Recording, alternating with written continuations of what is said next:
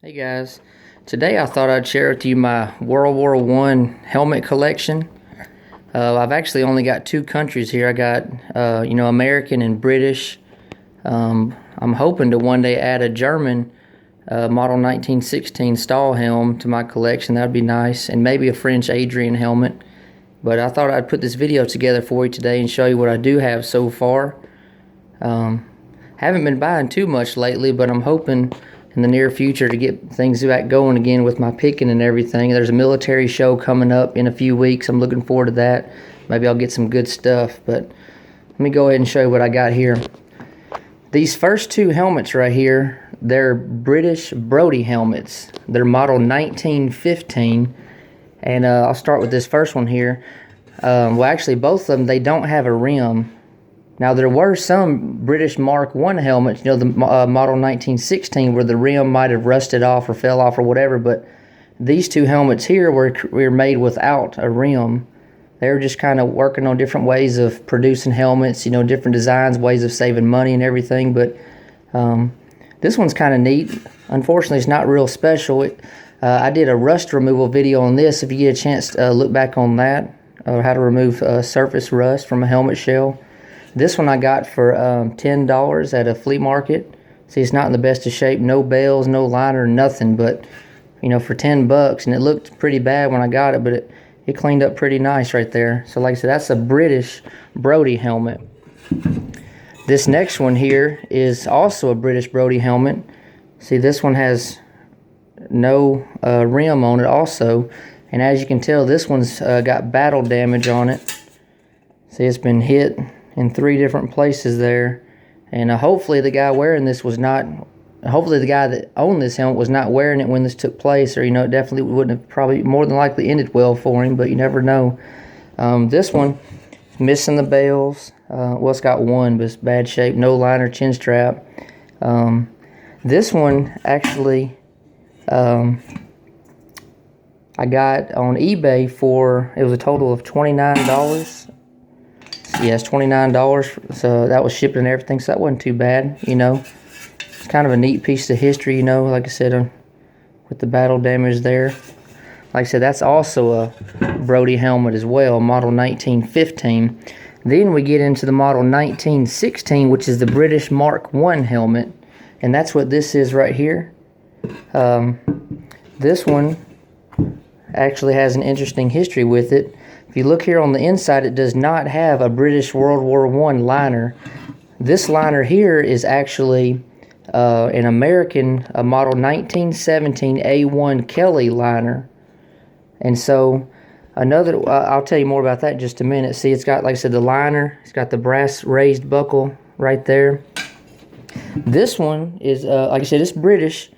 It's made at Barry's right there. And then it's got it's 1916.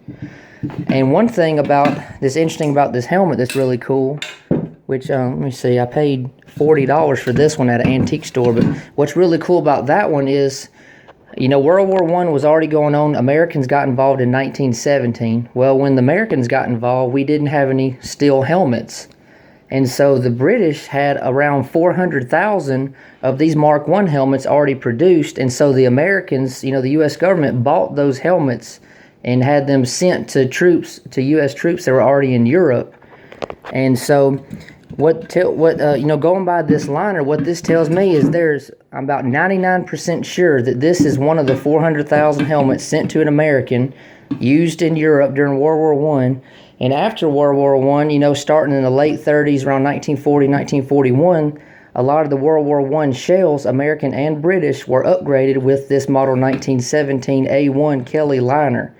And so more than likely, this was a British helmet that was bought by the U.S. and, like I said, issued to an American soldier in World War I, and it continued to be used into World War II. So that's really cool right there. This next helmet here, starting to get into the Americans, that's the last of the British. This is a model 1917 Doughboy helmet. Flipping it over here, see, it's got just a little piece of the liner. It does have the chin strap, which is not in the best of condition. This one is stamped, I believe it's UC 317. Let's see. It is UC 317. which is, let me see, it's right along. Here we go. Some of these stampings weren't as deep as others, so it's hard to make them out. But anyways, it's UC3170. It's probably hard for you guys to see, but it's there. I got this at a gun show for $40. And I'm sorry, $30. And this is really cool. You know, there was, I think, 6 or 7 different manufacturers of the model 1917 helmet. And by the end of World War I, about 2.7 million model 1917 Doughboy helmets have been produced, which, you know, the makers that you see, and then there's a Z code heat stamp, ZA, ZB, CDE, all that kind of stuff are on most of the helmets as well. There are a couple other American ones that I don't have as far as heat stamps. But like I said, really cool helmet there for $30, not bad. Moving on here, this is another model 1917 American Doughboy helmet. Now check this out. If you look, see this liner here, and let me flip this one over here. Remember, this is the British Mark I issued to American, right? In World War I, reused in World War II. Now look, this is an American World War I helmet that, see, it's got the same liner right there. So that tells me, you know, that this helmet was upgraded after World War I, you know, right, the beginning of World War II, with the model 1917 A1 Kelly liner, which this one, you know, the liner's not in the best of shape. It's got half the chin strap, but so that's what this is right here. This one I got for $5 at a military auction, which was awesome.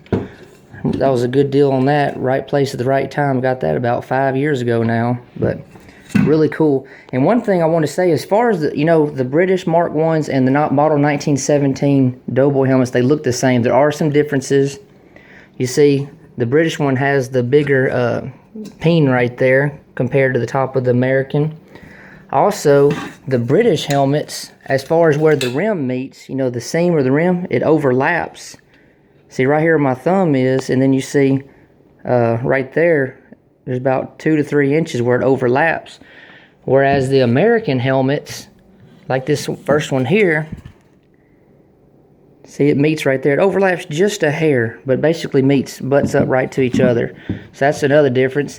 And then also, let me see, as far as the, as far as the way the bails are attached, the British ones used split rivets, whereas the U.S. helmets used machined rivets. Let me see if I can find one, and I'll show you what I'm talking about. Anyway, see, you got a machined rivet right there, American, and then, like I said, the British would have been a split, would have been folded over.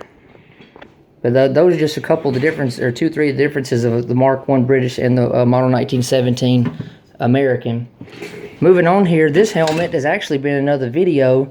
This was in my how to remove paint from a helmet shell. I did this back in January, so if you want to take time to look back at that, this was painted solid red. And at the end of the video, I went ahead and cut it short, but I didn't have all the red removed, but I wanted to show you. Take a look at this. If you have a chance, look at that video. I used a little bit of a brass brush and lightly kind of scrubbed the red paint, and this thing turned out great. This was solid red. It worked out really good. I'm glad I was able to return it back to how it used to look before it was painted that ugly red color. But as you see here on the inside, I didn't finish the inside. This one I got on a military pick at a woman's house. She invited me. Got a bunch of military stuff back in December. Paid $30 for this. See, it does have the bails, but no chin strap or liner. But really cool on that right there. Moving on here, I've got this model 1917 Doughboy. This one actually does have the liner, the World War I liner, and the leather chin strap, which one thing about these World War I helmet, the liners, American ones for sure, there's a chance of asbestos. So you got to be real careful when handling these. And I mean, it is harmful to you, but only if, you know, you get your nose down in there and really start breathing in all these particles. I mean, if you're just handling them, you know, but you don't want to stick your face down in there and start digging around and breaking up those fibers and then breathe it in, because it could cause harm to you. But there's a slight chance of that, but you always got to be careful with this stuff. But this one right here I got on a military pick. I paid $20 for it, and it's complete. The only World War I helmet that is complete of mine. And so that was really cool. I'm glad I was able to get that. Moving on here. This is another American model 1917. See, this one's got the felt liner. Gotta be careful with those fibers there, but see, it's got the bales, no leather chin strap or anything, but I only paid $10 for this one. And I believe I got this also in another military pick. That's right. A picker picked for me, and I paid him back, so that was cool. $10. Overall, in pretty good shape. This one right here has got a lot of cool history. I'm excited about this one. This one is the only American World War I helmet that has decal. See, it's got that right there on that side, and it's got this one here on this side. And what the decal is, that's the 35th Infantry, the 138th Infantry Regiment. So that's really cool. Got that right on there. On both sides, really cool. Unfortunately, no name or anything. No liner, no chin strap. Does have the bales. This one I got on eBay for $47, which wasn't too bad, you know, for having decals. That's shipped and everything. So that's really cool. Not bad on that. And then lastly, I got my last of the Doughboy helmet. So this one's got the little leather, the little felt pad there. Piece of the chin strap. It's got the bales, no liner, but this one right here, I paid $16 for. Got it on eBay. That's shipping and everything, which is not bad. Overall, good shape. But like I said, I just wanted to put this video together for you and to show you, you know, my World War I helmet, some of the differences between the British and the American, and a little bit of history in between. But this is just one of many videos I've been wanting to put together. Like I said, if you do have a chance, take a look at the rust removal video on this one. It's several months ago. And the paint removal one on this one from back in January, just about 3 or 4 weeks ago. Those are interesting videos I hope you'll like. But I just thought I'd put this video together for you. Hopefully I'll start picking more and, you know, and be able to get more things to add to my collection. But I hope this video helped you guys a little bit as far as identifying, you know, the British and the American, the differences and everything. If there's anything you want to add, feel free to comment. I love hearing from you guys. But anyways, as always, thank you so much for watching, and we'll talk to you later.